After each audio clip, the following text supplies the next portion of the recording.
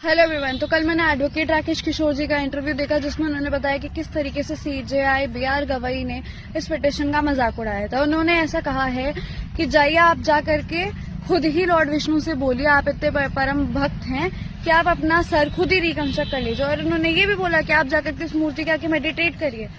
और इन सब स्टेटमेंट्स को लेकर, इन सब चीजों को लेकर के जो कि कोर्ट रूम के अंदर चल रही थी, तो हमारे जो एडवोकेट राकेश किशोर जी थे वो बहुत ही परेशान चल रहे थे। और उन्होंने ये बताया कि वो रात को सो नहीं पा रहे थे, उन्हें ऐसा महसूस हो रहा था कि ये क्या हो रहा है, वो नींद से उठ जा रहे थे।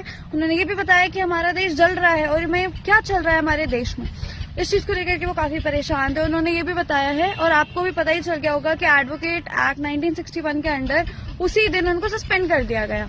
जबकि सेक्शन 35 के अकॉर्डिंग अगर कोई कंप्लेन फाइल होती है बार काउंसिल ऑफ इंडिया, तो वो उस एडवोकेट को डायरेक्टली सस्पेंड नहीं कर सकते। पहले एक डिसिप्लिनरी कमेटी बनती है, वो डिसिप्लिनरी कमेटी नोटिस भेजती है उस एडवोकेट को, वो एडवोकेट रिवर्ट में रिप्लाई देता है, उसके बाद फर्दर प्रोसीडिंग होती है, फिर जो भी आगे का प्रोटोकॉल होता है। बट यहाँ राकेश किशोर जी के केस में डायरेक्टली उन्हें सस्पेंड कर दिया गया। उन्होंने ये भी बताया बहुत दुखी होकर के कि मेरे बहुत सारे केसेस चल रहे थे, उनके बहुत सारे क्लाइंट्स थे जिनके पैसे वो उनको रिटर्न करने पड़े। अब आप सोचिए कि उन क्लाइंट्स का क्या, जिनके केसेस मिस्टर किशोर हैंडल कर रहे थे, है ना। तो बार काउंसिल ऑफ इंडिया ने यहाँ पे खुद ही कानून को तोड़ दिया है।